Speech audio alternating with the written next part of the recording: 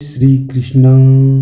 पांडवों का गंगा पार होना, कौरवों के द्वारा उनकी अंत्येष्टि क्रिया और वन में भीमसेन का विषाद। वैशंपायन जी कहते हैं, जन्मेजय, उसी समय विदुर का भेजा हुआ एक विश्वास पात्र मनुष्य पांडवों के पास आया। उसने पांडवों को विदुर का बतलाया हुआ संकेत सुनाया और कहा, मैं विदुर जी का विश्वास पात्र सेवक हूँ। मैं अपने कर्तव्य को ठीक ठीक समझता हूँ। आप विदुर जी के कथनानुसार शत्रुओं पर अवश्य विजय प्राप्त करेंगे। यह नौका तैयार है, आप इस पर चढ़कर गंगा पार हो जाइए। जब पांडव अपनी माता के साथ नाव पर बैठ गए तब उसने कहा, विदुर जी ने बड़े प्रेम से कहा है कि आप लोग निर्विघ्न अपने मार्ग पर बढ़ते चले, घबराएं बिल्कुल नहीं। उसने गंगा पार पहुंचाकर पांडवों का जय जयकार किया और उनका कुशल संदेश लेकर विदुर के पास चला गया तथा पांडव भी गंगा पार होकर लुकते छिपते बड़े वेग से आगे बढ़ने लगे। इधर वारणावत में पूरी रात बीत जाने पर सारे पूर्ववासी पांडवों को देखने के लिए आए। आग बुझाते बुझाते उन लोगों को मालूम हुआ कि यह घर लाख का बना है और मंत्री पुरोचन भी इसी में जल गया है। उन्होंने निश्चय किया कि पापी दुर्योधन का ही यह षड्यंत्र है। अवश्य ही यह बात धृतराष्ट्र को जानकारी में हुई है। भीष्म, विदुर और दूसरे कौरव भी धर्म का पक्ष नहीं ले रहे हैं। आओ हम लोग धृतराष्ट्र के पास संदेश भेज दें कि तुम्हारा मनोरथ पूरा हो गया। अब तुम्हारी करतूत से पांडव जलकर मर गए।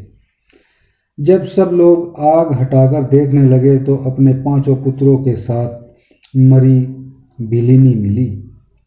उन लोगों ने उन्हें 5 पांडव और कुंती समझा। सुरंग खोदने वाले मनुष्य ने घर साफ करते करते राख से सुरंग पाट दी, इसलिए किसी को भी उसका पता न चल सका। पूर्ववासियों ने यह संदेश धृतराष्ट्र के पास हस्तिनापुर भेज दिया। यह शुभ समाचार सुनकर धृतराष्ट्र ने ऊपर ऊपर से बहुत दुख प्रकट किया। वे विलाप करने लगे कि हाय हाय, पांडव और उनकी माता के मरने से मुझे पांडु की मृत्यु से भी बढ़कर दुख हो रहा है। उन्होंने कौरवों को आज्ञा दी कि तुम लोग शीघ्र से शीघ्र वारणावत में जाकर पांडवों और उनकी माता का विधिपूर्वक अंत्येष्टि संस्कार करो। पुरोचन के भाई बंधु भी वहां जाकर उसका क्रियाक्रम करे। पांडवों का कर्म इस प्रकार खूब खर्च करके किया जाए जिससे उन्हें सद्गति प्राप्त हो। सब जाति भाइयों और धृतराष्ट्र ने विलाप करके पांडवों को तिलांजलि दी। पूर्ववासियों ने उनकी दुर्घटना पर बड़ा शोक प्रकट किया। विदुर ने सब हाल मालूम होने पर भी थोड़ी बहुत सहानुभूति प्रकट की। इधर पांडव नाव से उतरने के बाद दक्षिण दिशा की ओर बढ़ने लगे। उस समय नींद के मारे सबकी आंखें बंद हो रही थी। सभी थके और प्यासे थे। घना जंगल था, दिशाओं का पता नहीं चलता था। यद्यपि पुरोचन जल गया था, फिर भी उन्हें छिपकर ही जाना था। इसलिए युधिष्ठिर की आज्ञा से भीमसेन ने फिर सबको पूर्ववत लाद लिया और तेजी के साथ चलने लगे। भीमसेन इतने भीषण वेग से चल रहे थे कि सारा वन कांपता हुआ सा जान पड़ता था। इस समय पांडव लोग प्यास, थकावट और नींद से बड़े बेचैन हो रहे थे। उन्हें आगे बढ़ना कठिन हो रहा था। वे ऐसे घोर वन में जा पहुंचे जहां पानी का कहीं पता न था। इस समय कुंती ने अत्यंत त्रस्तातुर होकर जल की इच्छा प्रकट की। तब भीमसेन ने उन सबको एक वट वृक्ष के नीचे उतार कर कहा, तुम लोग थोड़ी देर यहीं विश्राम करो, मैं जल लाने के लिए जा रहा हूँ। निश्चय ही यहाँ से थोड़ी दूर पर कोई बड़ा जलाशय है। तभी तो जल में रहने वाले सारस पक्षियों की मधुर ध्वनि सुनाई पड़ रही है। युधिष्ठिर की आज्ञा मिलने पर सारस पक्षियों की ध्वनि के आधार से भीमसेन तालाब के पास पहुँचे। वहाँ उन्होंने जल पिया, स्नान किया और उन लोगों के लिए अपने दुपट्टे में पानी भर कर ले आए। वट वृक्ष के नीचे पहुंचकर भीमसेन ने देखा कि माता और सब भाई सो गए हैं। वे दुख और शोक से भरकर उन्हें बिना जगह ही मन कहने लगे, मेरे लिए इससे बढ़कर कष्ट की बात और क्या होगी कि मैं आज अपने भाइयों को, जिन्हें बहुमूल्य सुकोमल सेज पर भी नींद नहीं आती थी, खुली जमीन पर सोते देख रहा हूँ। मेरी माता वसुदेव की बहन और कुंतीराज की पुत्री है। वे विचित्र वीर्य जैसे सुखी पुरुष की पुत्रवधू, महात्मा पांडु की पत्नी और हमारे जैसे पुत्रों की माता है, फिर भी खुली धरती पर लुढ़क रही है।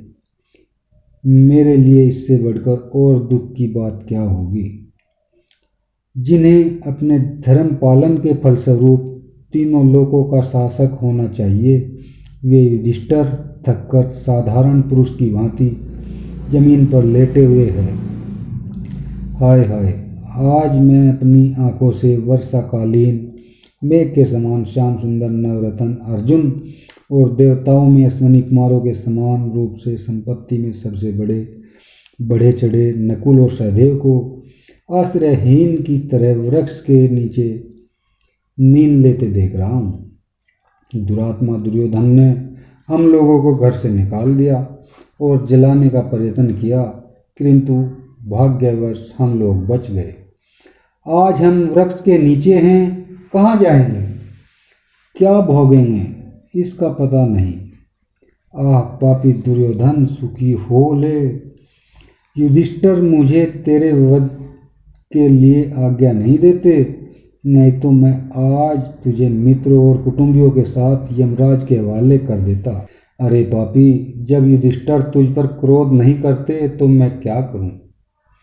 भीमसेन क्रोध से उतावले हो रहे थे, श्वास लंबी चल रही थी और वे हाथ से हाथ पीस रहे थे। अपने भाइयों को निश्चिंत सोते देखकर वे फिर सोचने लगे कि हाय हाय, यहाँ से थोड़ी ही दूर पर वारणावत नगर है, यहाँ तो बड़ी सावधानी से जागना चाहिए। फिर भी ये सो रहे हैं, अच्छा मैं ही जागूंगा। हाँ तो जल का क्या होगा, अभी थके मांदे हैं, जब जागेंगे तब पी लेंगे। यह सोचकर स्वयं भीमसेन जाग कर पहरा देने लगे। जय श्री कृष्ण।